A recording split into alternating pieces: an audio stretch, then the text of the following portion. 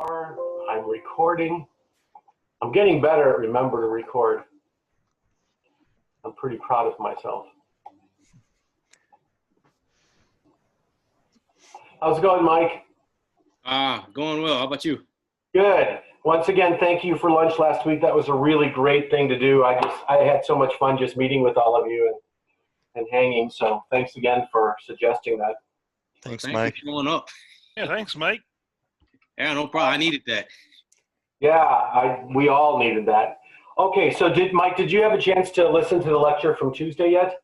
Yeah, oh man, that was great. I mean, not that your other ones aren't, but that especially the second half. Oh man. You got to start seeing some real weather stuff. And that idea really excites me. Now, we were talking the concept of how the Hadley cell and the Walker cell goes. I want to kind of just bring up one more thing just to let you know about that. Again, this is not my research. I don't do this stuff. I'm kind of an ideas guy. So I really like this idea. So I want you to imagine that we have the trade winds, which are like out of the northeast here. Okay? And we said that there is, in all winds, there is a meridional component, right? Because these are the terms we use. This is the V wind component. Now, what's the value of the V wind component in here? What's the numerically? Well, yeah, kind of numerically, not an actual number though. But do you see that the V wind is negative? Oh, okay. Yeah. Yes. Right. And then the U wind is also negative in the tropics. So keeping in mind this concept, this yellow wind is really the meridional component of a circulation, which we say is the Hadley cell.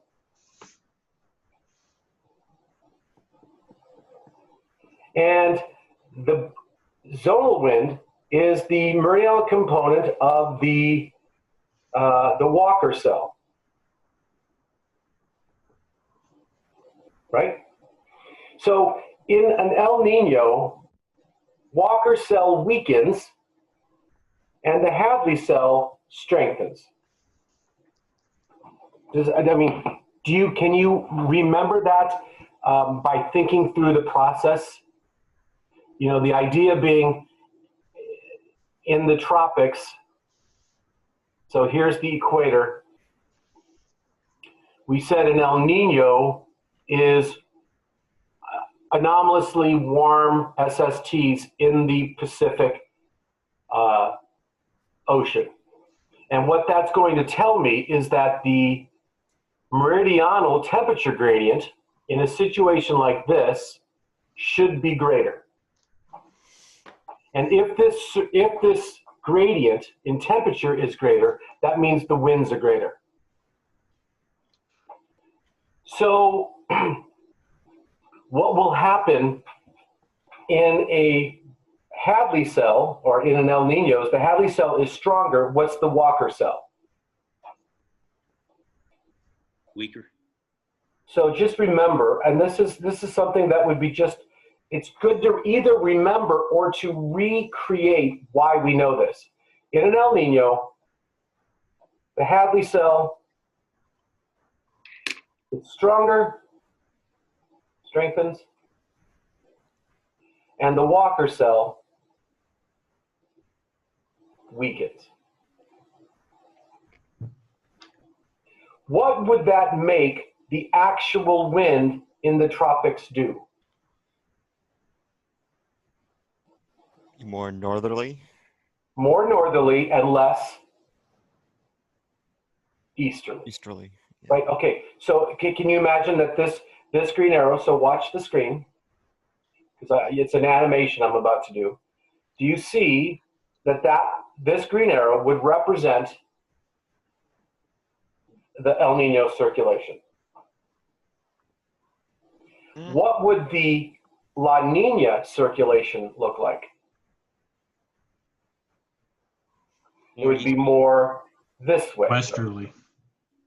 So watch my screen so that you can see what's going to go on. As the air does this, what are you creating?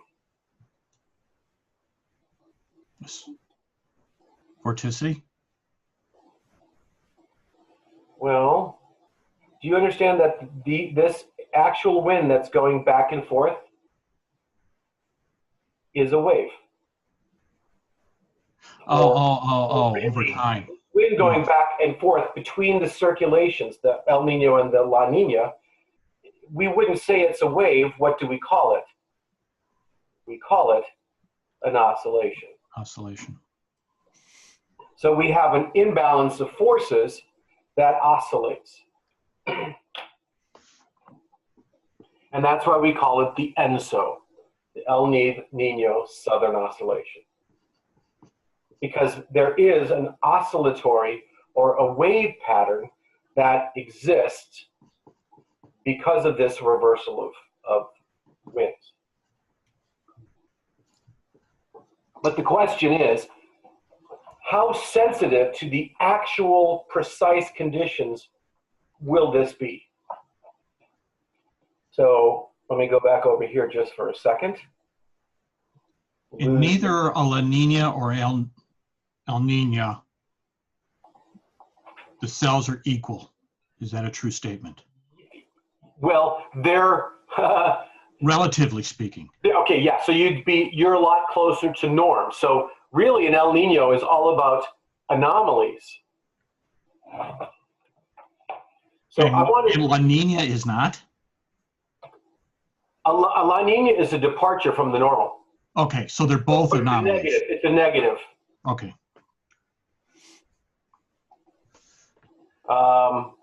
So here's your, again, this is something that I like to look at. I don't look at it all the time, but I look at it dozens of times a year.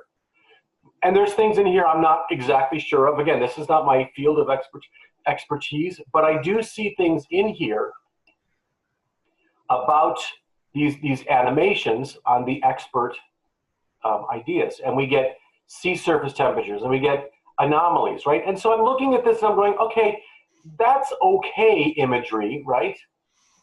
And OLR anomalies. But that's why when I go to my page, it's just, I try to do it what I would consider to be just much prettier.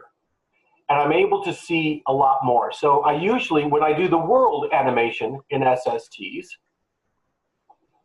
I'm going to center it over the Pacific, since the Pacific seems to be the dominant place of influence in the world, and Pacific into the Indian Ocean. Because in this Pacific Indian Ocean, there is another type of oscillation that plays a fairly significant role. And that would be in this area. What is that oscillation that plays a big role over there?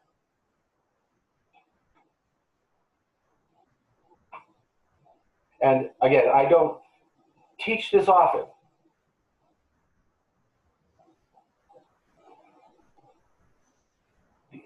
You got my message, Allison. Yeah, sorry, my internet was going in and out. No, that's okay. I'm just glad you got that. What's MJO stand for?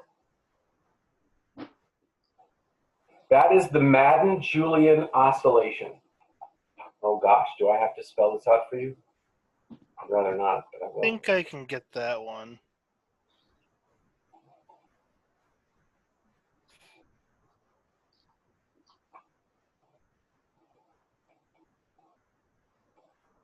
Madden-Julian oscillation. And the Madden-Julian oscillation talks about convective development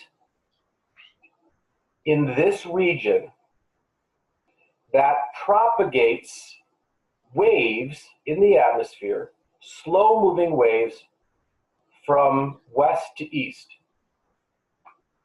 So there are 4 phases of the Madden-Julian oscillation. One of the phases is going to be over here in the Indian Ocean. Over here, it's going to be over this region. Do you know what this region is called? this circular, there's a name for this area in the world. This is known as the Maritime Continent. Mm. You know, so you've got parts of Indonesia, Thailand, all these regions here. It's part of Asia. But it's right in the kind of the Pacific. It is mostly water, but some continental. That's the Maritime Continent. Then you get into the Western Pacific, and then you go into the Central Pacific. So these waves will propagate over here. Big areas of thunderstorms. Do you agree that if there's big areas of thunderstorms, there is a ton amount of heating, cooling the low atmosphere, destabilization? Lots of events are happening. And so this area has huge amounts of influence in global weather. Is that what Genesi is looking at Northern? Is that what Gensini, Victor? Yeah. This is the work we did in trying to say, given the strength of the Madden-Julian oscillation, and they sometimes are strong, and if they're strong, they create a big oscillation. So imagine that I've got a tether ball. You guys remember what tether ball is? Mm-hmm. So I have a tether ball hanging on a string, and I just kind of push it a little bit, and the ball goes out, and sometimes it hits, and it's just going to kind of move around. It's not going to really do. It's not going to be very predictable where that ball will end up. But if I push it way far out, that ball will start to swing, and then I've got some predictability. That might be somewhere in the 60 to 90-day cycle. So I'm going to get these loops of where that disturbance is. And then I have a big Madden-Julian oscillation. And when I know that, I have predictability. When I have predictability, I have some sense of what pattern is favorable for the development of severe weather across the United States. So what we have learned over 3 years in this project is that there are times of predictability.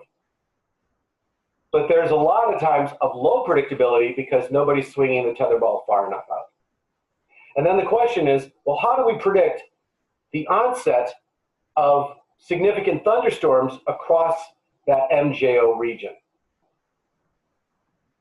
And that becomes much more difficult. And I don't know if we have I know we don't have an answer to that because I've been there for 3 years discussing, and we sometimes are right, and sometimes we're like, well, that didn't happen. What do they do in the studies? Like, what are they specifically studying to be able to figure this out? Are they just studying like thunderstorms on a daily basis and then averaging them, or? Well, no, they're week-long thunderstorms. So week-long thunderstorm outlook. So let me do this just for a second here.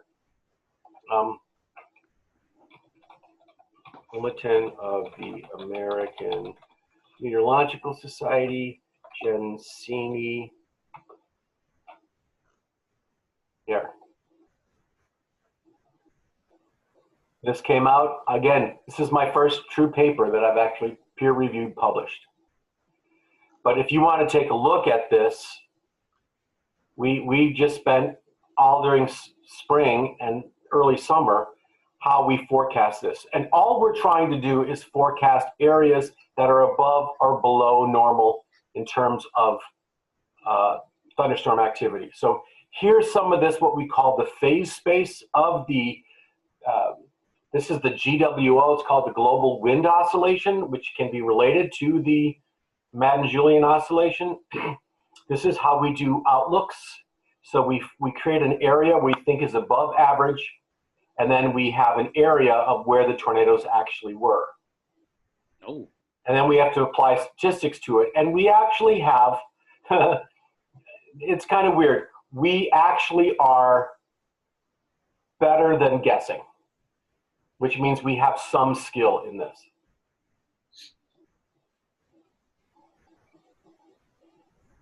If you want to take a look at this, actually, go ahead. Somebody want to read this? Allison, would you read this out loud here? Can you read that? As Brooks stated, forecasters can be put in the difficult position of having to issue forecasts when the state of knowledge is less than perfect. At the time scales involved at the ERTA. It's called ERTAF, Extended Research Tornado Activity Forecast.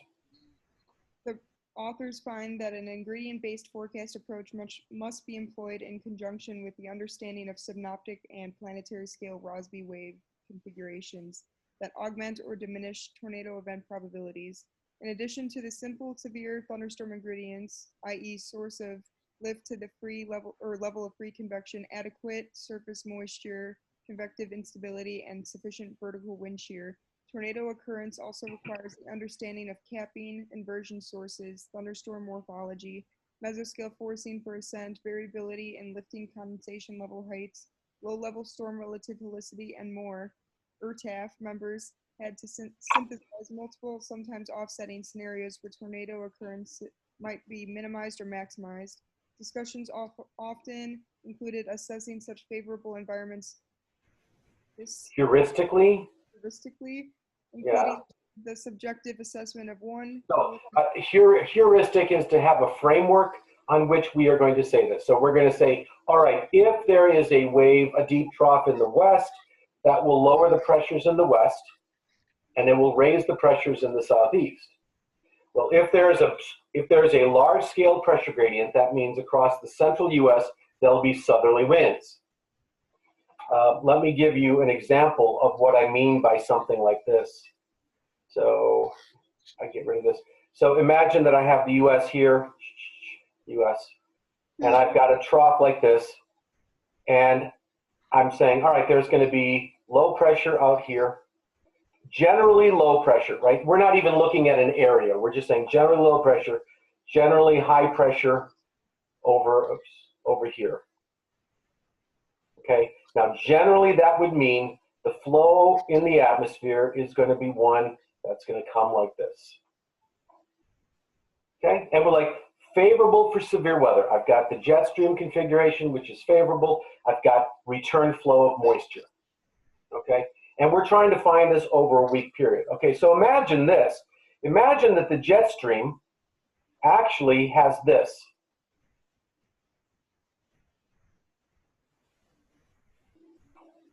That we have the deep troughing in the west, which we go, oh, that makes me happy. But we have a little bit of an upper level low over here.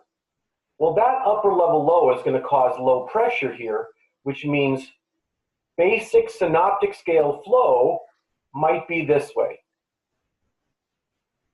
How am I going to return moisture to the plains if I've got a northerly circulation coming in over, let's say, the Florida Panhandle? So overall, the configuration of the jet is good. But how is this playing out? This is a really small scale change. So there was a time last year where we blew it. We said below normal activity, and then we had one of the biggest outbreaks of the year. The problem is it was at the end of the second week, so think about 12 days out. We knew that there was a big disturbance coming out. We just didn't know when. And we also were afraid that the return flow wouldn't be there. And as it turned out, this little upper disturbance didn't show up, and something big happened. And everything played out. Given that everything played out just right, we're saying that all the pieces came together really well for one day with more than 100 tornadoes. Totally ruined our forecast. And we couldn't see that single incident, that single day. We can't see that. So we're looking at frameworks, which is really what I mean kind of heuristically. I'm looking at a framework of this. So what are the things that we have to look out for? I'll just finish this. Quality of the moisture return. Overly meridional jet configuration, right? If we have a jet that's too deep, well, then the flow doesn't come out over, let's say here's where the Rocky Mountains are. The flow is deep, but we need to get that air coming over the mountains, set up a dry line or something along those lines. We need to get the shear over the instability. Potential timing of significant short waves, because short waves are still synoptic scale, and they're the ones who are actually doing the damage. Extreme capping associated with elevated mixed layers. So if I have a bad thing, I may have a strong cap, and then I don't get any thunderstorms. Even though the favorable, when I say Rossby waves, I'm talking about, if this is the United States, I'm talking about the wave configuration in the Pacific that leads to what we talked about the other day with that jet extension, where we get some strong flows. A lot of times in the last year, especially this year, the jet came across to about here, and then it splits. And so what happened is we got these little crappy cutoff lows across the south and a big ridge in the west. Think about that. The big ridge in the west led to a big fire season across California and Oregon. And this little upper level disturbances kept it rainy across Mexico and into the Caribbean that triggered a lot of hurricanes this year. Because you had those upper level disturbances, you had long periods, slow moving cutoff lows that create a lot of thunderstorms that eventually developed into something tropical. And that's because the jet was not really coming, it didn't really come out very well. If the jet was going down lower, we would have more significant tornado season and less hurricanes. It's not that we want it lower, we want the strong jet coming into the west coast. Because then you can get some waves that get developed through the continental ranges. You get some significant short waves. But the waves you never got that flow into California. So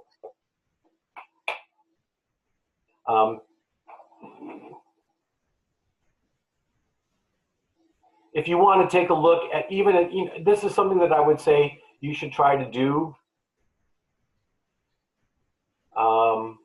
I would read this thing, but this is the article. Obviously Victor, let me go back to the top of this. Victor was sort of the lead author on this, so you can kind of take a look at this. And Victor is a researcher. He just is. He's a researcher. This is what he's doing, and he's sort of leading this. John Allen is a professor at Central Michigan. He does a lot of stuff with hail. Brad Barrett is Naval Academy. This guy here, David Gold, is just, he's down in Texas near Houston. He's so far. Sometimes he would talk and I'd be like, I don't even know what you're saying, buddy. But over the course of years, I just nodded my head a lot and listened. And what I have is I just have a good sense for how severe weather works and things to look up for. I am really more of a forecasting and 30 years of experience kind of seeing what I can see. So I was honored to be joining these PhDs because they're really the researchers. It was nice that I got to help on that. So Paul, you should open up a research position. Yeah, I'd rather just teach. What I want you to think about with this, first of all, is to get your thoughts into your brain that maybe you can process information a little bit differently. And think about what we're using. We're looking at anomalies. We are looking at flow patterns. We are looking at energetics. But all of this is a result of Carnot cycles. So when we are talking about anything that is an atmospheric engine, we are talking about having adiabatic and isothermal processes. We are talking about the conversion of what? What is the idea of an engine? It's the conversion of heat to work. Of heat to work.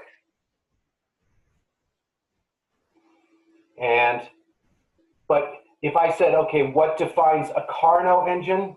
It's just not that I have heat converted to work. I need, what is the more specific application to get work? The conclusion of what we talked about on Tuesday. Cooling? What'd you say, James? Cooling? Well, yes, but Has to be reversible. it certainly can be. Yeah, it's reversible because it's cyclic. But what the Carnot cycle, it's heat in.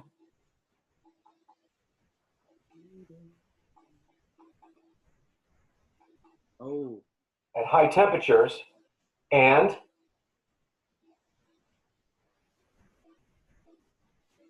What's the second part of that statement?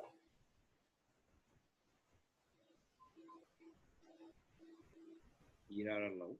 Lower heat out and work. Heat out at low temperatures. That's what gives me work. Or you could say it increases what? Both of those are required? Yes, yes. Okay. The idea of the Carnot cycle in its summary form is that you have heat in at high temperatures and you deposit, you get rid of heat. Okay, so this is the source, right? Just reminder, this is the source, this is the sink of heat. So it's that difference. So everything is about the difference in temperature, but what do we call a difference in temperature over a distance? Gradient. Gradient. So everything is about gradients. When you think about weather, you need to always think about gradients.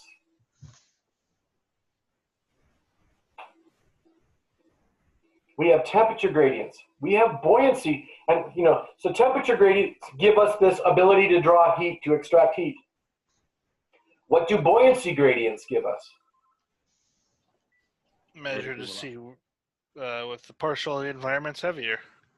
No. Well, yeah, you're not wrong, James. Sorry, you're not wrong. But when I say buoyancy gradients, Vertical velocities. Ish. No. Instability. More, Oscillations. those are all true. Vorticity. A buoyancy gradient gives me vorticity. Cold air sinking, warm air rising.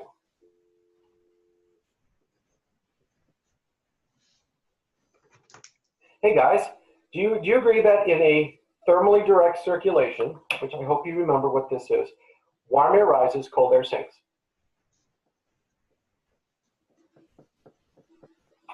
You guys know that? Nod your head or say something. Okay. Yeah. I couldn't hear what you said. Okay. So in a thermally direct circulation, warm air rises, cold air sinks. So here, thermally direct is warm air rises and what? Cold There's air things. sinks.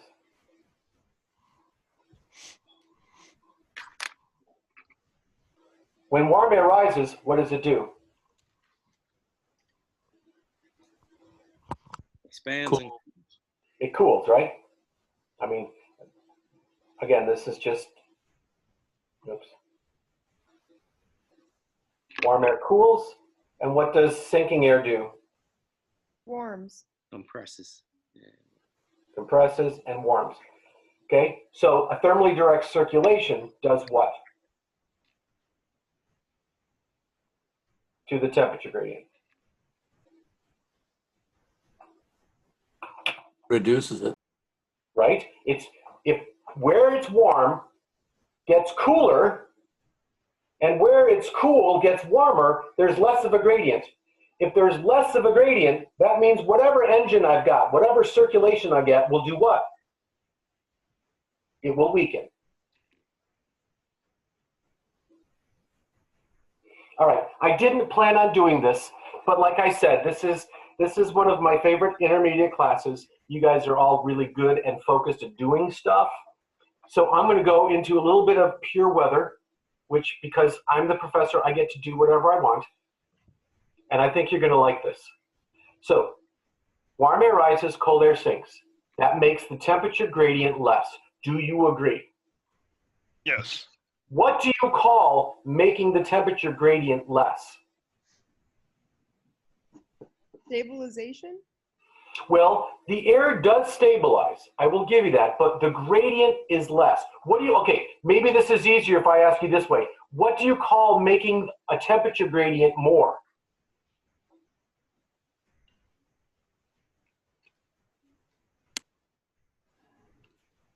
Bruce, unfortunately, I'm so sorry that you guys are not all in forecasting, because this is what the reason I'm talking about this is because this came up in a Well, I'm forced to AFD the other day. I'm forced to take an forecasting next semester. I had to talk to my professor, and I was like, but I really don't want to because I already took it at COD, and he was like, but now you've had dynamics, you'll see all this new stuff. And I'm like, I could almost hear your voice through him, and I'm like, damn it. So what do you call making a temperature gradient? Bruce, the other day, it was this. That's the abbreviation they always say. What's that, Jen? Frontogenesis. Right? Frontogenesis. Oh, I had a mouthful of coffee. Frontogenesis. So if I make the temperature gradient more, I have frontogenesis. What's the opposite of frontogenesis? Making it less. What is that called? Frontalysis or What? something? Frontalysis? I can't remember. Frontalysis. Frontalysis. Okay. So you ready for something really cool? Because I want to give you weather at an advanced level, because when I look at your life, what's going to matter to you if you're a student of meteorology? Learning stuff. So here is a jet stream. Here is a jet streak. Okay? In the jet streak, we can break it into quadrants. I hope you know this, right? Gave me much anxiety before I transferred to A&M when you made us take that final. One of the great moments of my career that just made me go, holy crap, what are we doing here at this little community college in the central United States? Louis Uccellini, who's the head of the Weather Service, is one of the biggest, most famous, well-known meteorologists. Louis Uccellini did a lot of work on jet streaks. That was his research thrust before he became more of a bureaucrat. He comes over and speaks at a Friday night AMS. We give him a tour of our weather lab. So the head of the Weather Service, maybe one of the most famous meteorologists in the United States, comes and takes a tour of our lab. We also have the head of the SPC. Was that Patrick Marsh? Right? And they come into our lab room, and Louis Uccellini starts teaching jet streaks on the chalkboard because he was excited about it. Allison, were you there? Amanda, were you there for that? I was there. Amanda, I just remember Maddie was crying on the floor that day. It was just such an amazing day. We have like, what is this? This is like famous person coming and just teaching students who were listening to him about jet streaks, and he was getting all excited about teaching, and I'm thinking, yeah, this is cool. So in a jet streak, what is this? This is left, this is right. Left, right, okay? What is this region of the jet streak called? Do you remember what it was, Mike? Or Exit. Nick? Exit. Okay, this is called the exit region. And this would be the entrance region down here. And so what you need to think about of how this jet streak is working is you get a parcel of air, and that parcel of air travels into the jet streak where it accelerates, and then it comes out of the jet streak where it slows down again. Okay, you want to watch that again so you can see the illustration? The parcel of air comes in here, it goes into the jet streak, and it goes faster, and then it slows down. Okay, now to go faster, I need to make the air roll downhill. Right? So imagine this is a marble, and I want to make the marble go downhill because this is it's really gradient wind, it's geostrophic, it's flowing parallel to the contour lines. So as a result, it needs to go this way a little bit to pick up momentum in order to speed up. So how does it slow down? It slows down by going uphill. Well, if that's the case, then in this region, this air here is convergent. And this air here is also convergent. You're referring to that quad.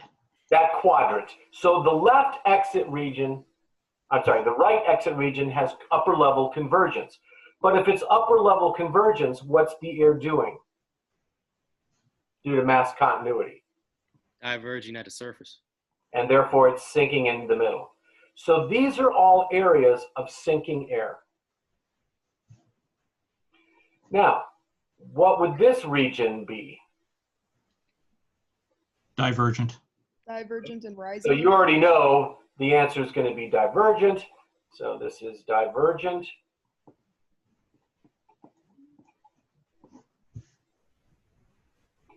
And therefore the air would be rising.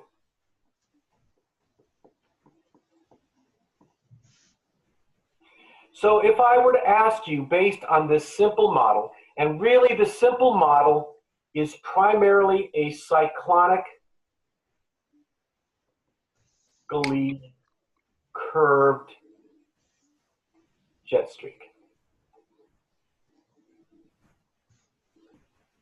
So if I really want to be precise, I need a cyclonically curved jet streak.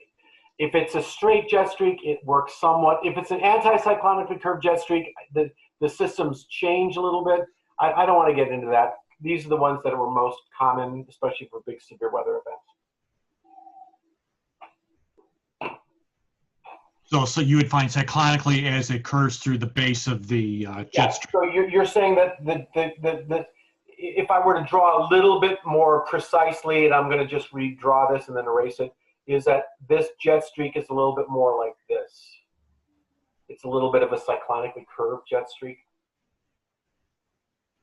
But again, I'm not focusing on that as much as I want you to think of kind of big picture. Again, we learn big pictures, and then you find, oh, well, wait, this is what actually happens. Where do I expect severe weather to happen? In the divergent areas. In the divergent areas. So the front left, or the left exit, or the right entrance region. But what gets the best severe weather really? Now, here's the cool thing. I want you to imagine a cross section like this. Okay? So I'm going like this, and I'm going to go, and I'm going to be standing on the ground looking into a jet as it's coming toward me. I'm standing on the ground looking into a jet as it's coming toward me. So there's the jet coming at me. Which way am I facing? Which way am I facing? Toward the southwest. Did everybody see that? I'm facing the southwest. Okay, where will the air be rising?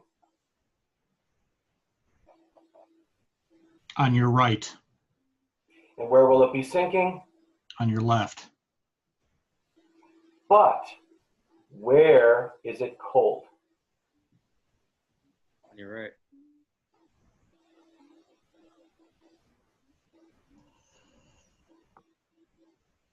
Where is it warm?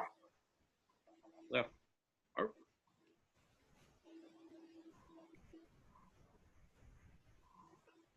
But what kind of, is this what you'd expect? No. Okay, what is this? This is a thermally indirect circulation. Which, what does a thermally indirect circulation do? Do you remember? James, you remember this? It's a thing that spins it like a windmill, right? No. No, nah, no, I don't remember it. Convert latent heat. No.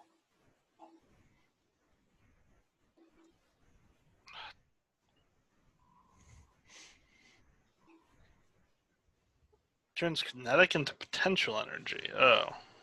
Remember, what does a thermally direct circulation do? It lowers the center of mass. It takes the center of mass downward, which is a potential energy converted to kinetic energy, and therefore it is going to take potential and make it kinetic. Well, this is making kinetic and making it potential. But that should make sense, because watch this. If a parcel's going through here, it's fast, and what does that parcel have to do as it comes out? Slow down. Which means it has less kinetic energy. Less kinetic, okay. So it went to potential energy. But what else did it do? I've got air where it's warm sinking. What does that do to the temperature? Makes the temperature rise, And what does it do to the temperature where it's cold and rising? cools it down, It off even more. So what am I doing to the gradient? increase. Increasing it. So this section is frontogenetic. This region is frontogenesis. And if I've got a strong front, like if I have an area of low pressure with a jet stream coming on, ooh, look out. So imagine a system where I've got an area of low pressure and I've got a warm front lagging this way and a cold front coming down this way. And I get an upper level jet streak that comes in like this. Well, let's say there's my jet streak. Over here, I have extreme frontogenesis. Frontogenesis here is going to have significant rising air. Now, in the wintertime, this air might be cold. And if it's cold, well, then I'm probably not going to get a lot of thunderstorms because I don't have any instability. But damn, if I'm not going to get heavy snow. Because it's frontogenetic, means the air is going to ascend rapidly. Now, over here, if in the late spring or early summer, and I get something like this, the air might be fairly warm here, and then I get big severe weather outbreaks. North of a warm front, because now my shear's better. Now, on the back side, on the entrance region, and I'm not going to take the time to draw that because this is not mesoscale, but this whole thing would reverse. The warm air would rise, the cold air would sink, so what's happening back here is frontolytic. It's undergoing frontolysis. And that means the system is not as good. You don't have the temperature gradients, you don't have the circulation, you don't have the engine working. All of these things are related. These are the foundations of how you should think about the atmosphere.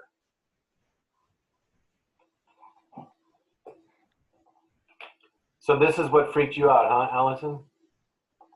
No, it's more so because he makes us write, like, do a forecast and then write a lot. In that So let me go back here for a second.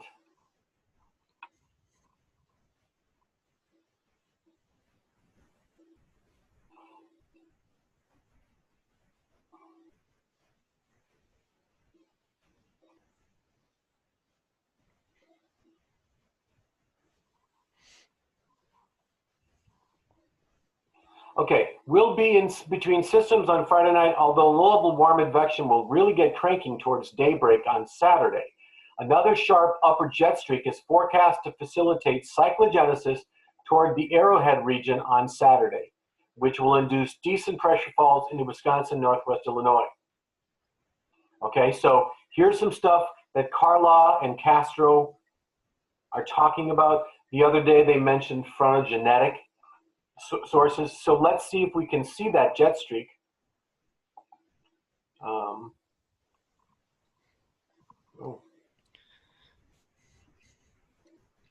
Establishing secure connection. That was weird.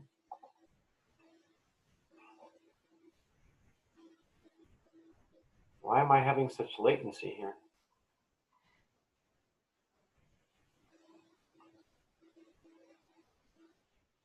Could be gremlins. Always gremlins. Unless you're a Not seeing it on my side. Harry Potter fan. I've got a lag switch actually, and I'm toggling it on and off. So here is coming through. Yep, there we go. look at this jet streak here. So can I get rid of this? Everybody happy with this? Well, you can always go back and grab images of it from your video. Yeah, I've actually marked Mhm. down times in my notes where certain things pop up, so I know exactly what minute to go to. if I That's a need to smart see it. idea. So That's a good idea. here's your jet streak.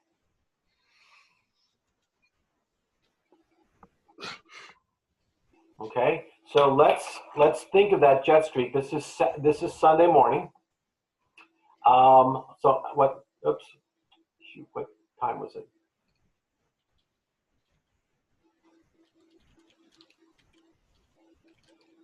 $81 hours. Okay, let's go to NZ. 81 hours. I'll lock it in, and then let's look at our surface product, and look where the low is forming. That surface low is right there. Oh, shoot. Not what I wanted. I want this. Our surface low is right there. And I've got warm air streaming to the north. I've got a nice warm front in here someplace. And I've got a cold front back. Well, the cold front, it's the leading edge of the cold front is here, but the really good cold air advection coming in behind it. If I were to go to maybe vertical velocities, hide this for a second. Strong vertical velocities in that warm frontogenetic zone. I do get some forcing, but I got subsidence behind the cold front. But there's a great example of that jet streak cyclonically curving and the resulting cyclo and frontogenesis associated with that. In fact,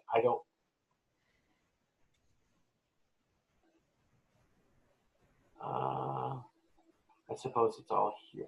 I think I just did that this way. Right, there's frontogenesis. Oops. Right, coming in, there's the warm advection and the cold advection. You can see that intensifying warm and cold advection. So our temperatures are going to go kind of ballistic lately, coming next couple of days, right? 850 wind speeds, look at the winds respond. With that, as the jet gets going, we start to get that wave coming out. We get this incredible intensification of the low-level jet on Friday night into Saturday morning. That will usher in considerably warm air in the warm sector until the cold front moves through, in which case temperatures should drop.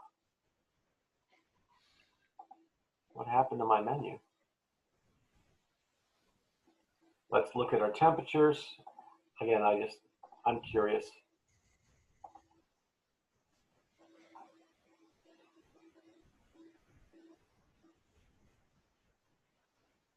Saturday looks to be up in the 60s,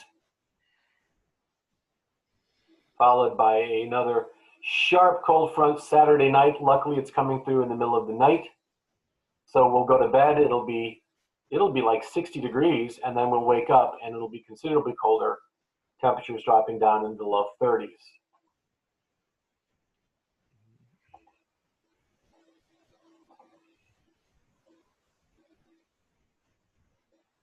Okay, and it does come through with showers and a little bit of snowfall that looks like the model is trying to bring it through.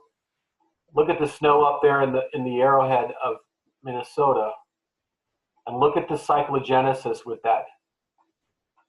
Cyclogenesis can relate to frontogenesis.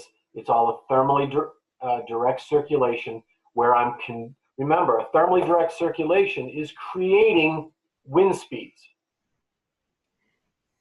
What's ultimately going to stop that wind speeds is the fact that we're going to have viscosity. All right, enough of that. Let's go to page 95.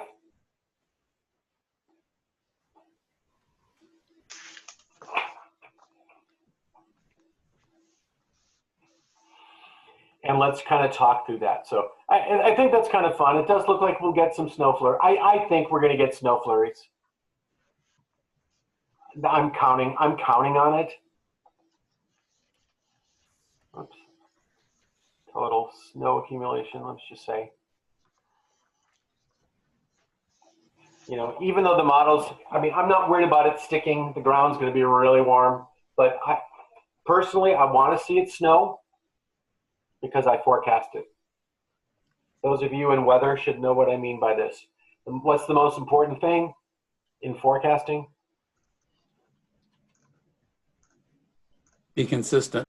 No, to be right. Which most important thing? I keep hearing from the Do I You know, want? if you can't be right, you have to be consistent at least. Yeah. Well, I just want it to be right. Because do I want snow? No. Would I like it warm? Yes. But if I said snow, damn it, it had better snow. So I start wishing for that. Hold on, you guys, just give me a second. I'm going to get some coffee. So just take a minute, stretch your legs. Talk among yourselves.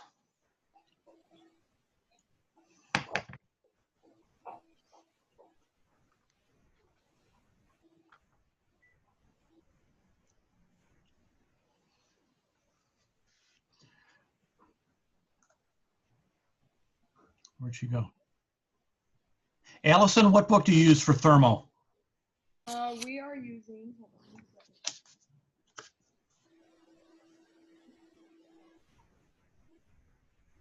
second. Oh, atmospheric thermodynamics. Okay.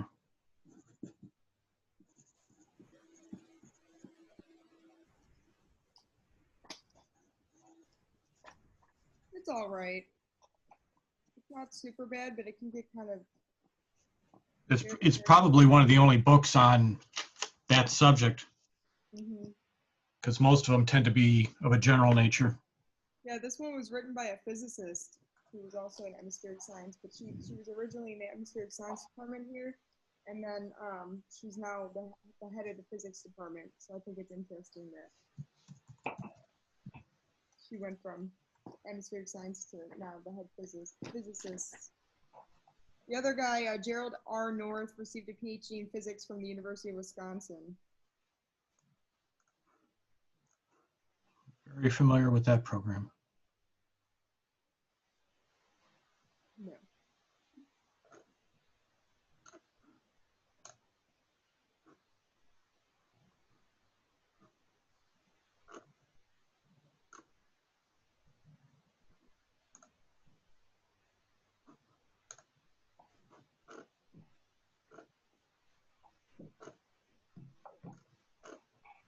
Okay. You guys back? Man, I wish I were where Nick was. I love that background. It's been 90 degrees the past 3 days here. 90? That's right. Rub it in. Yeah. You know what? I can't complain. The last 2 weeks have been the best weather ever. I wouldn't trade that for any other weather. I've gone out every day. It's beautiful. Even the wind yesterday, I went out last night. It's like 75 degrees and windy, and it's awesome. That was nice. And So- your guys' leaves are changing, which is pretty. The colors are beautiful. We're right in peak season.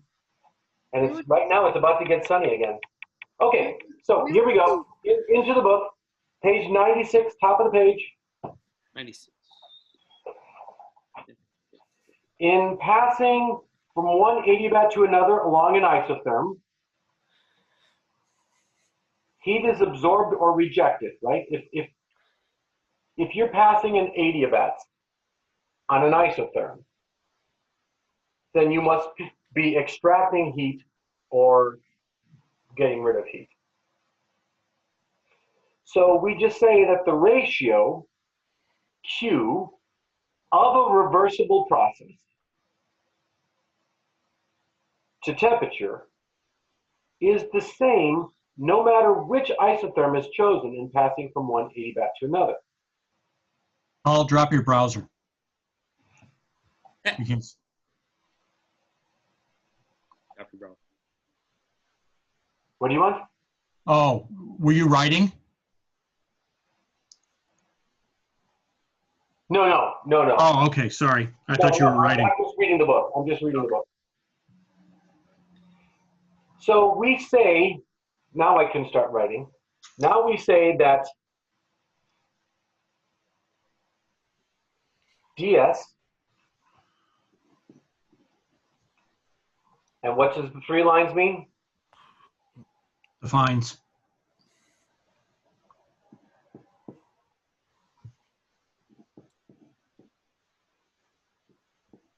Now be careful, this is not a derivative on the right side.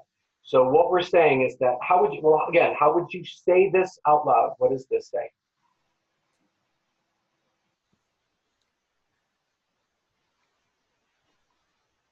The change in entropy is Well, yeah. The quantity. Word when you use Yeah. change. Yeah. And that's just a good word to have.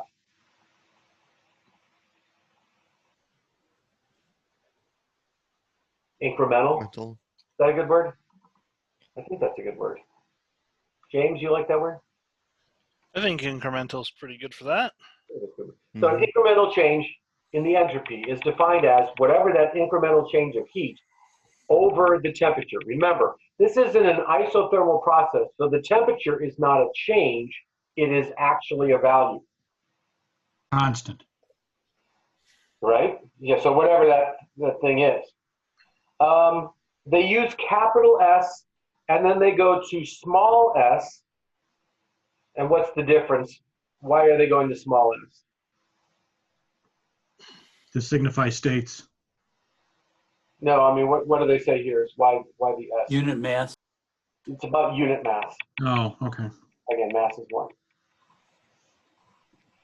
So after 3.85, it says entropy is a function of the state of a system, not the patch by which the system is brought to this state. Meaning, however we integrate it, doesn't matter. It's beginning and ending. That's the change. So we rewrite the first law of thermodynamics as T ds is equal to du plus P d alpha. And all we do is we multiply through T ds and we get rid of Q.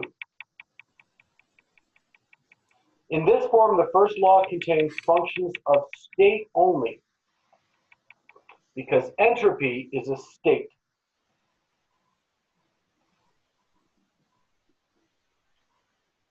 So now what do we do with this? Well, we can take something like this and we can integrate it. So if I take this step and integrate it, that's easy. That's DQ. What's the subtext there? Rev. Rev? Reversible. That's in the book right there, James. Oh, yeah, it's right there. So we get S2 minus S1. In other words, the gas has a state of entropy. The gas has a state of entropy. And it doesn't matter how we get there. There's no path that we worry about. It's just the beginning and the ending. It's the difference. But then we have to look at this and go, well, what is dq reversible over T going to be? It says, well, what are we combining? 3.66. Okay, so what's 3.66? Gotta go back in the book.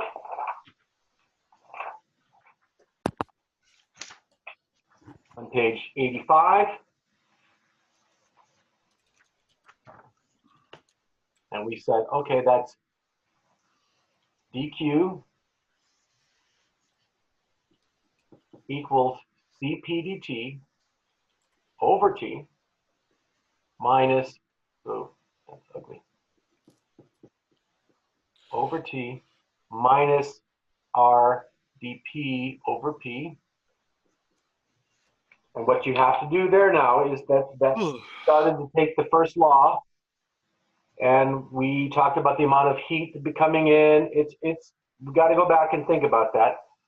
So this is 3.66. What's the next equation that we want to look at?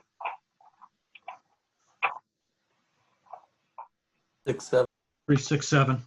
367, which says CP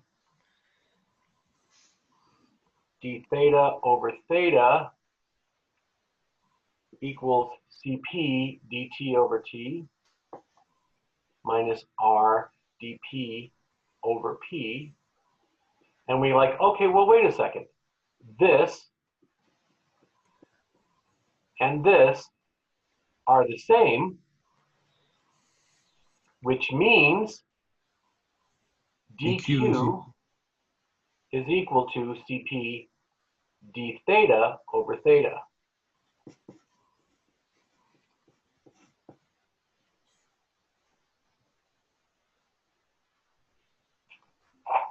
Which is why in the book, You lost a T. Yeah, DQ over 366 should be DQ over T. oh, dq over t. on the Left-hand left. Yep. side, right. Thank you, thank you, thank you, thank you. Slight detail. And your combined equation should, yeah, So that should be t. And then, right? right.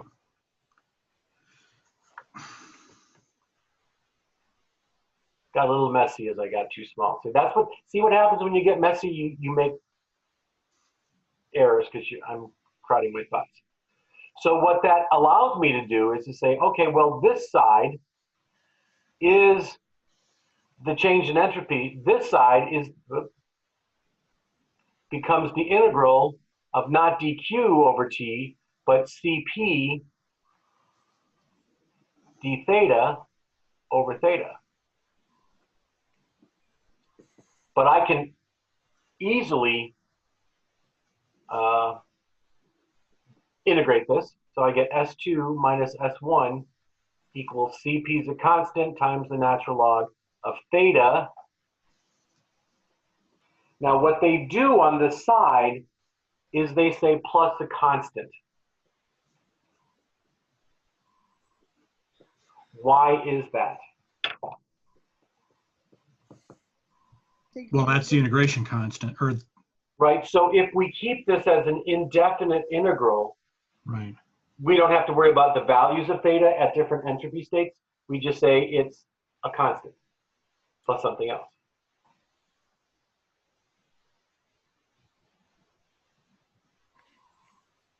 And then it says transformations in which entropy is constant are called isentropic. Therefore, adiabats are often referred to as isentropies, and I think I call them isentropes. And I'm not sure where isentropies comes from. Maybe I'm the only one that says isentropes, but I don't think so. How do they go from getting rid of S2 minus S1 and just going to S and 3.90?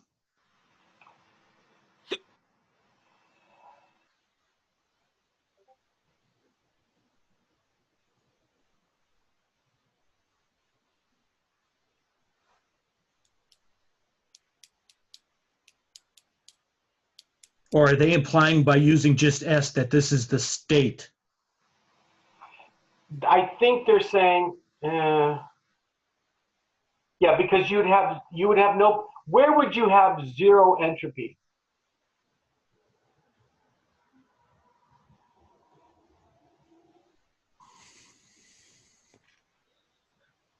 Like if I had one of these two terms were zero, then I would have the entropy. Is if At I'm absolute zero. At absolute zero. Zero. absolute zero, and if I'm at absolute zero, what does this become? Just the constant. Right? Right. It'd be a weird constant, but it'd be a constant. So you're basically what this is showing you on that in equation 3.9. 90.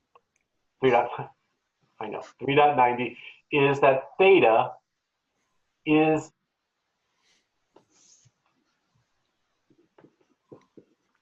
entropy.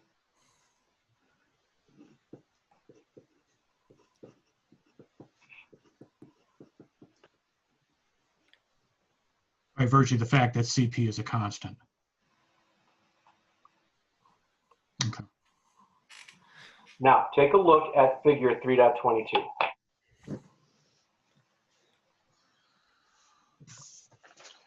What we are going to do is we're going to look at our favorite little diagram, but this time we're going to plot it on a temperature entropy diagram. So from A to B, you're changing the temperature. Do you agree? Yes. Okay. But you're following an adiabat. Do you change the entropy? No. No. Right? It's a constant theta. And from C to D, same is true. From B to C, what are you doing? Entropy? You're increasing the entropy because what are you doing? You're changing theta. You're changing theta, and which value of theta, I mean, you're going to higher theta, so you must be doing what?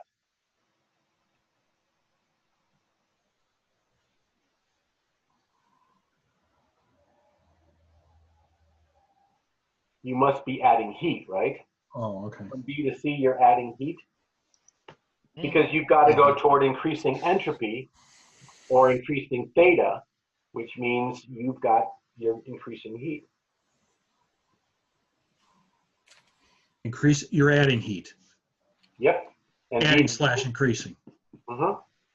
And D to A,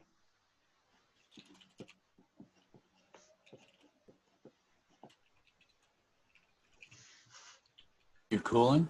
yep, you got to be cooling it, right? So there's your engine on an entropy diagram. Now, look a little bit above it.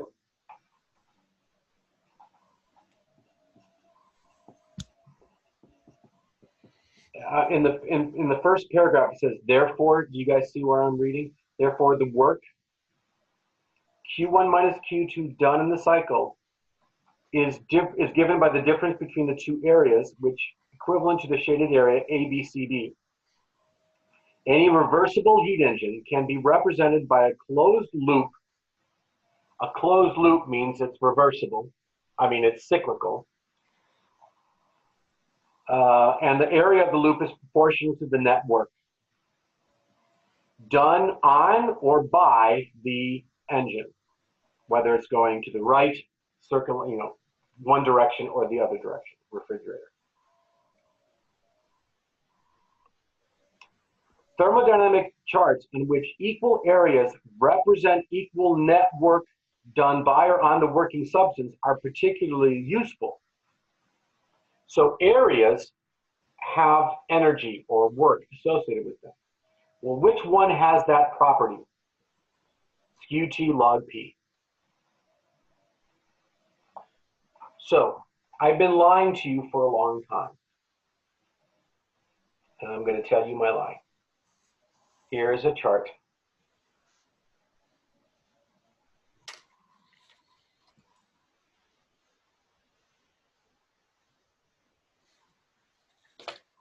Do you agree this is PBE? This is NBE, that's NBE. And we talk about areas in here. On a Stuva, that is not true. The areas are close, but they're not exact. When are the areas actually the amount of energy on a SQT log P? That would be where the areas are actually there. So if you go back in the old days, and this is the days when I first started before computers generated stuff. I mean, we didn't even, when I first started, I don't remember calling it CAPE. I remember calling it PBE. You could actually take a chart and you would count the number of squares and color them in and tell me how much energy that was. Now computers do it, so we don't care. But just so you know, a SQT allows you to do that. The Stuva, which is the one that we've been using in class, it's close, but it's not exact.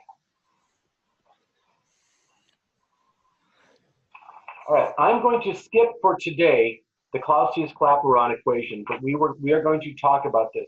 Jim, you probably know more about this than I do. What, Pal Joey's menu? You what? Pal Joey's menu? What does that mean? You said, I know more than you do. Oh, Pal Joey's menu. Oh, I love. Oh, that's where we should go next time. Go to Pal Joey's for pizza. But I'm going to come, and we're going to talk about that on Tuesday, and then we'll be done with this unit. Okay. I want to go to page 100 at this point now, because here's kind of the geeky, let's talk about things being cool. The second law of thermodynamics states, for a reversible transformation, there is no change in the entropy of the universe, which means the entire universal entropy change doesn't happen because it's reversible. And remember, what is the key of a reversible or cyclic process is you start at a state, and then where do you go to? You end at a state. So guys, look, hold your place and go back to figure 322. At letter A, you have some entropy. At letter B, you have the same entropy because it's adiabatic. You then heat the air to get to letter C. Do you see that you have more entropy now? Mm-hmm. But then you get to letter D, same entropy as C, then you go less entropy going back to A. So the beginning and the ending change is 0. What you started with is what you end with. In a Carnot cycle. But is that the way real engines work? Nope. Real engines aren't that good. Perfect engines are. So on back to page 100 on equation 3.100a, it says that the total change in the universe's entropy is the change in the system plus the change in the surrounding.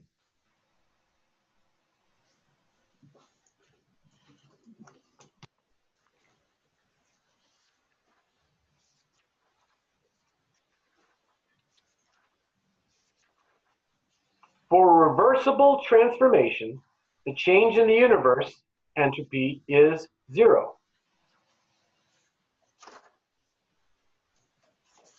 But what happens when it's not a perfect reversible cycle? What does the universe's entropy do?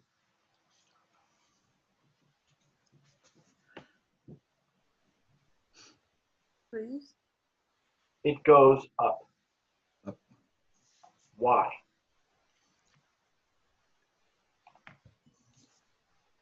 It's a measure of the inefficiency.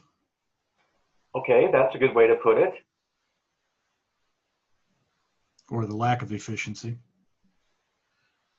We have this heat we don't know what to do with. Because I have an engine that's moving around and I'm going to transfer heat out of an engine because I do not have a perfect insulator. I do not have perfection in a piston without resistance. When I have resistance, I am increasing the entropy of the universe. So this tells us a couple of things. First of all, entropy of the universe always increases. Now I'm going to put a quote in there. What do I mean by always increases? Can I decrease the entropy of the universe?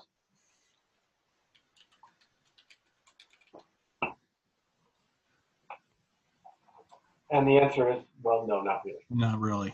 Can I increase the entropy of, or can I decrease the entropy of anything, of something? How do I decrease the entropy of something? I'm just leave it there. How do I decrease the entropy of something? Sink it into something.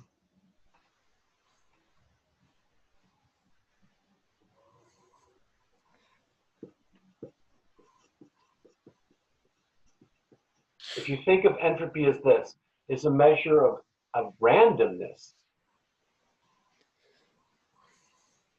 Less random? So how do you make something less random? Increase its order. How do you do that? What do you need to do to increase order of something? Cool it down.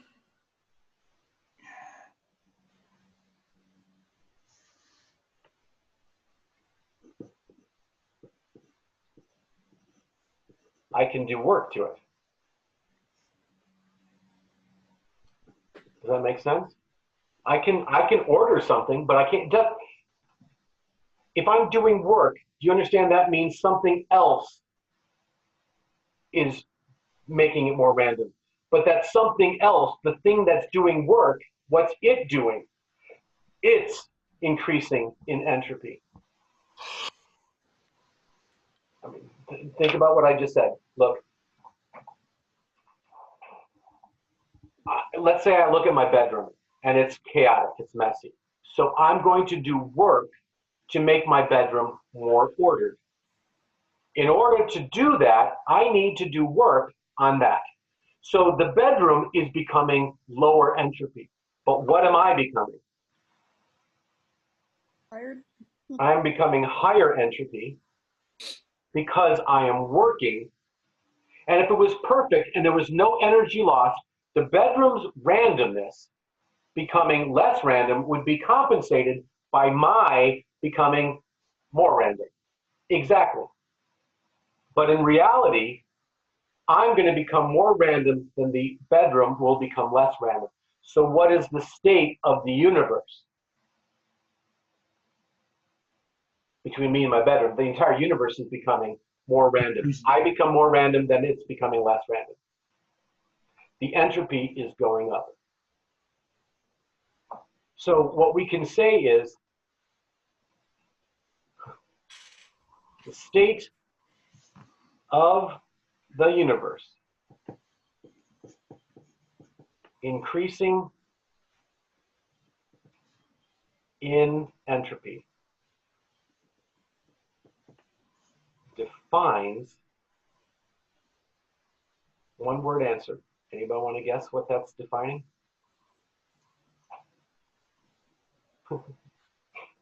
I just like to do this because it's so funky.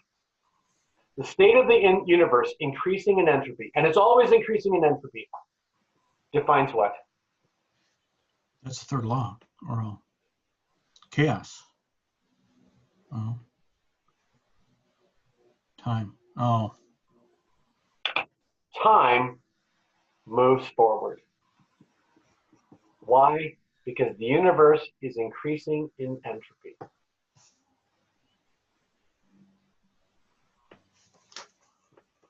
It's kind of funny. When you had entropy of the universe is always increasing, for whatever reason, I looked at the word of and thought, is that the symbol for entropy? Yeah. If I said what's the symbol for entropy, you could say S, but you could also say theta in my class because that is entropy.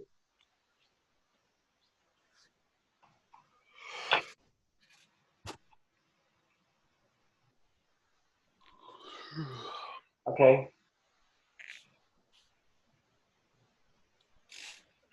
So I want you to imagine something here because I want to show you a kind of a practical outlook. So I'm defining time this way. So I just want to be, I'd like to be just a little bit more practical with you guys at this point. So imagine that I have an object like a meteor coming to the Earth and hitting the Earth. Okay. Do you agree that this meteor has potential energy? Formula is what?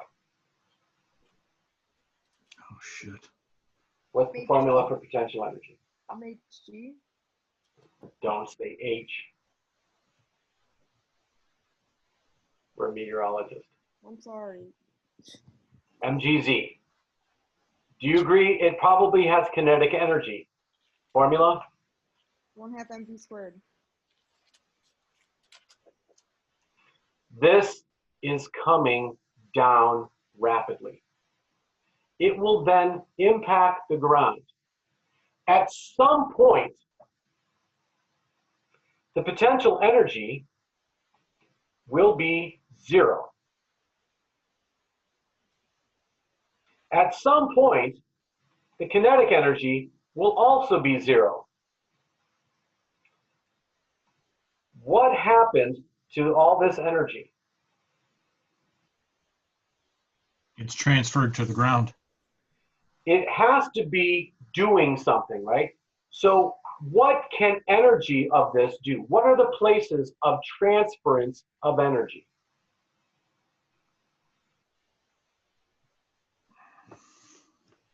If we think of energy being used to do stuff, obviously it's going to move the ground.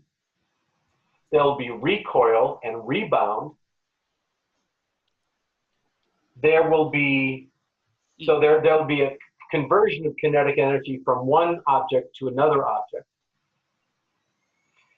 It will make sound, right? And sound is a movement of air molecules. Those molecules, you know, you have a wave, you have compression and expansion of the air. Do you understand that that sound wave is energy? It will, why would a sound wave go away? How does sound dissipate? The amplitude gets smaller and smaller over time. Do you agree that there's viscous forces? Oh, okay.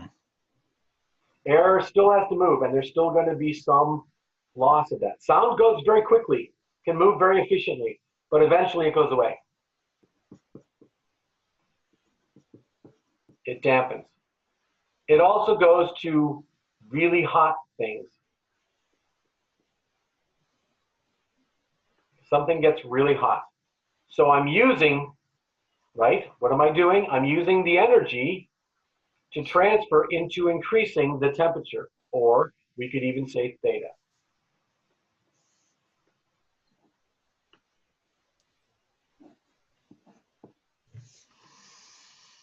As theta goes up, I'm increasing entropy.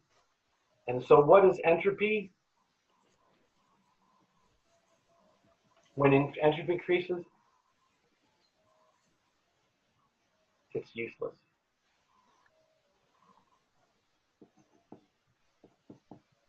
Remember, heat in can be used to do work plus change the temperature. If all the heat in did work, then I have a perfect engine, perfectly efficient, and there's no loss. But that's not what happens. I do some work and I get hotter. And that hotness, I can't do anything with. That's an increase in entropy. Is that delta T actually delta theta? Or implicitly? Implicitly, it's delta theta. Well, yeah, right?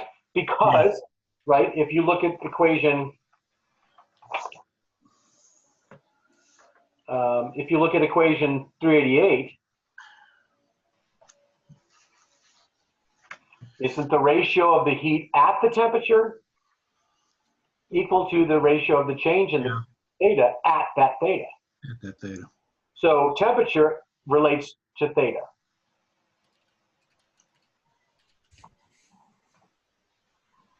It's directly proportional.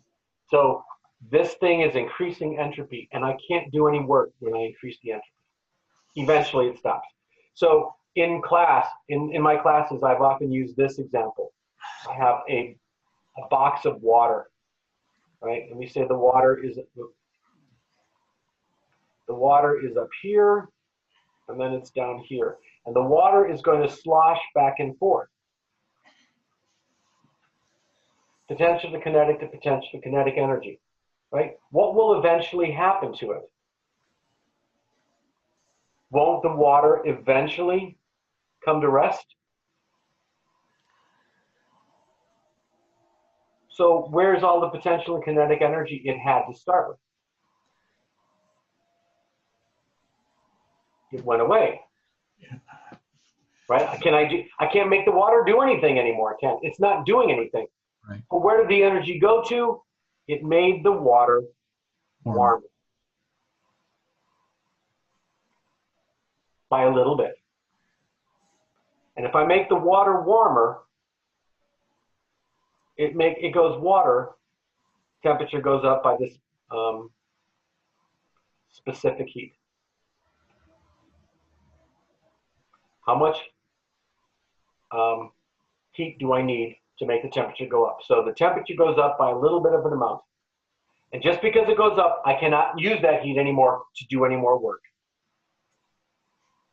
Where would I have, if I wanted to make the water move again, what would it do? What would I have to do?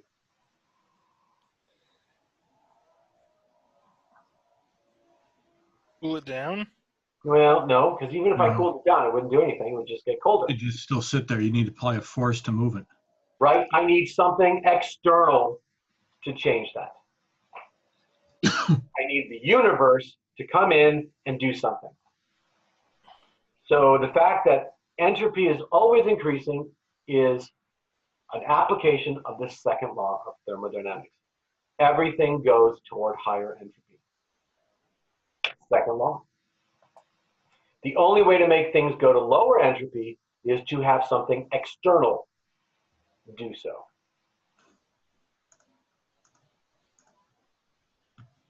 People say that the universe may go through a big crunch. Okay, I want you to think about universe for a second. So the universe has a big bang, and some scientists, well, there's enough mass that the universe will stop expanding at some point, and then what will happen? The universe will come back on each other and crunch. It's called the big crunch. Some people say that's not going to happen. It's just going to go out and slow down and never come back in. But if it came back and crunched, there were people who said the universe would keep expanding and crunching and expanding like a ball bouncing. But the second law of thermodynamics says, no, that's not true. We're losing entropy, or we're gaining entropy, I should say. So the universe, the gain of entropy in the universe is the efficiency. The universe has an efficiency of about 1%. That's pretty poorly run. Well, yeah, that's just the way it is, right? It's the law. Now, let me give you something that I'd like you to write. The 4 laws of thermodynamics in a qualitative description of it. I don't know if I've written this down, but I like it.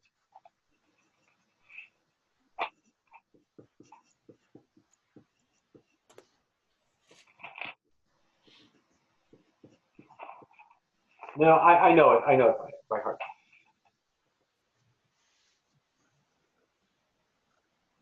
Energy can be converted to work.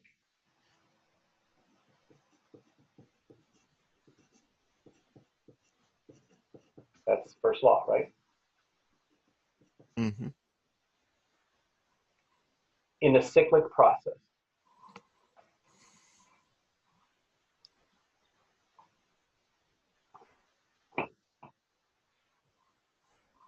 But only perfectly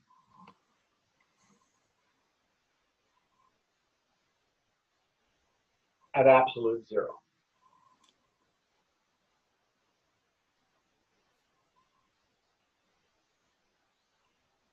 Which is the second law.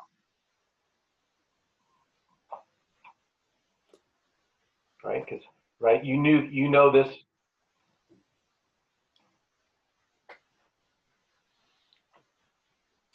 This only becomes 100% when this is 0. So it's only perfectly when the temperature is at absolute 0, which cannot be obtained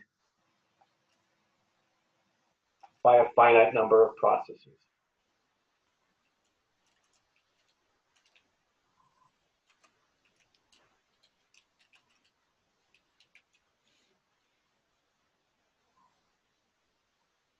which is what?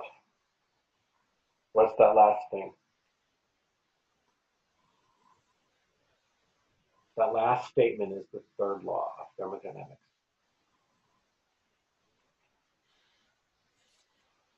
That you cannot obtain absolute zero by a finite number of processes. Do me a favor, go look up the zeroth law of thermodynamics. Sorry, I got distracted for a second with something. What was the the phrase after energy can be convinced to work, Converted. converted to work? I really need to work on my handwriting. In a cyclic process, but only Perfectly. perfectly. God, I need to work on my handwriting. I have this written down. At absolute zero. What came after Allison, that? you're not the worst. What? Allison's not the worst. Did you say zero with process? But only perfectly at absolute zero. What happened after? What was the words after that? There was a loud noise and I couldn't hear it. Okay. Heat can be, or energy can be converted to work in a cyclical process, but only perfectly when it's at absolute zero. All right, got that. Not attainable in a finite number of processes. We can't get to absolute zero. That's a guess as to where that is. So those are the laws of thermodynamics. The zeroth law is what? What does the zeroth law say? Did you look that up? Systems are in thermal equilibrium with a third. They are in thermal equilibrium with one another. Yeah, so this is sort of like just, if A is in thermal equilibrium with B and B is in thermal equilibrium with C, then A and C are in thermal equilibrium. It's just kind of like, I guess, There's a lot of arithmetic. a mathematician trying to prove something. They just have to be really precise sometimes. And I'm a meteorologist, I don't care. So what you need to do then is take a look at page 100, exercise 3.16. And we can use entropy to solve problems. So the entropy here for exercise 3.16, it says, assuming the truth of the second law of thermodynamics,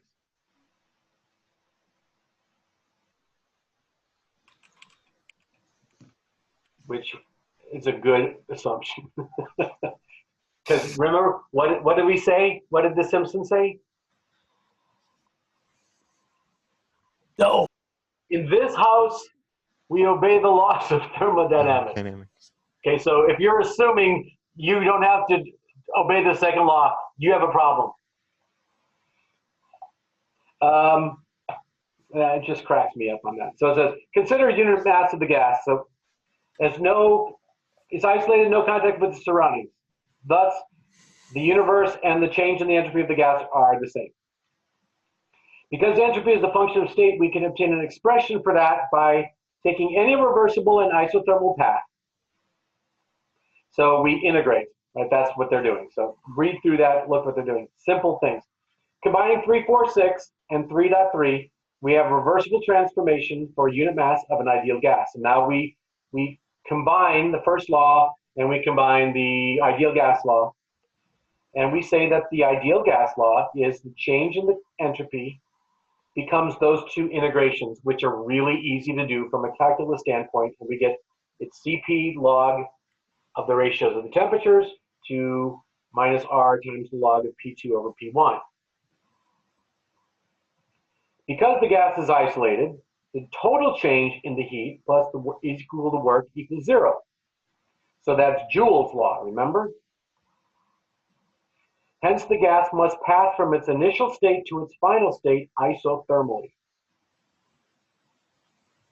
This is kind of cool. For an isothermal process, the ideal gas equation reduces to Boyle's law. Water boils at a constant temperature, which can be written as P alpha 1 equals P alpha 2. Therefore, the last expression becomes the right-hand side with minus R of alphas rather than P's. That's pretty straightforward. But then it's Cp log of 1. Why? Because the log of T2 over T1, T2 and T1 are the same. It's isothermal. So they say that the change in the universe is R times the log of the ratio of the volumes.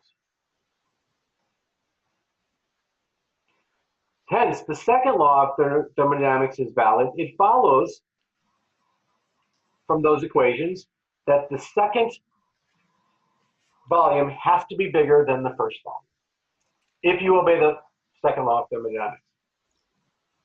In other words, watch this. A gas does this, expands. Will it go all the way back? No. It can't go all the way back. It will go out and come back, but it can't go all the way down. Why? Because some of those molecules became higher entropy. Because there's resistance in the actual box. We say it's a box, we say it's imaginary, but all things in life are real, and real things are inefficient. So if I have a piston, the same is true here. I push a piston in, and then I let the piston go back out. Does it go all the way back out? No. So if I pushed it in an infinite number of times, what will it eventually happen? It would go to 0, because all the energy would go away to the universe, and there'd be nothing left.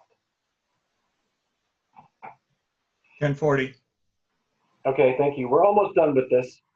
Now, this is, I mean, that's a little bit more hypothetical. This is more theoretical. But when we go to exercise 3.17, it now becomes very practical, and there's a lot of problems in this chapter that are required of you. So they talk about melting of ice, and they talk about latent heat. So you're using the latent heat as the method of heating, right? So if you look at top of page 101 on the right side, that's something that you need to understand. The mass times the latent heat of melting, which is in joules per Kelvin per kilogram, should be the specific heat times the change in the temperature. Where is this top of 101? Top of page 101 on the right side. Oh, there it is. Okay. Okay. So you're going to use this once you do this, it's really pretty straightforward.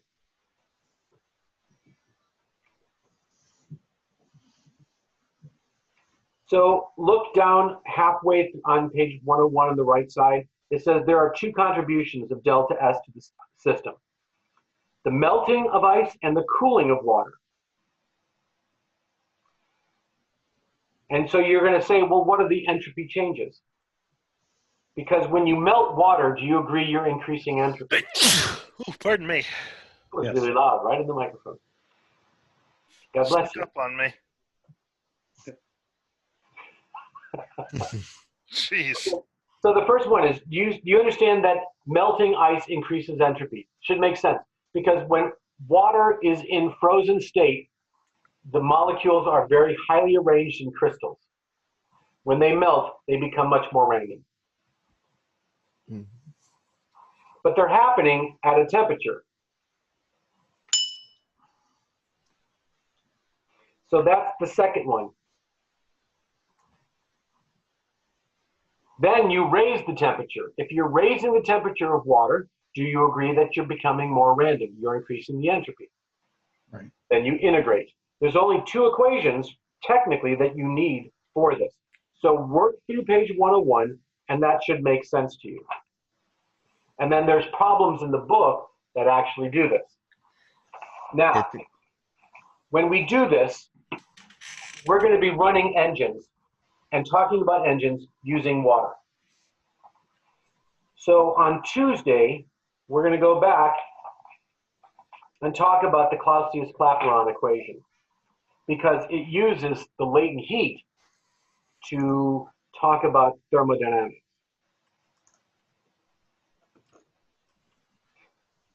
And we'll try to figure this out together. We are also going to start working through the problems. So I need to have you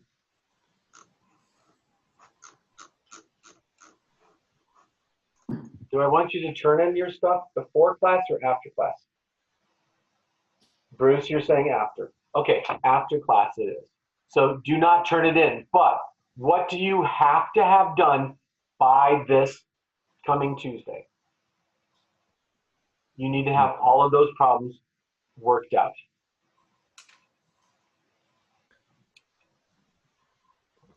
Fair enough? Sorry, all of what problems? The worksheet, right? The worksheet. All right. I think you need to have all of those worked out.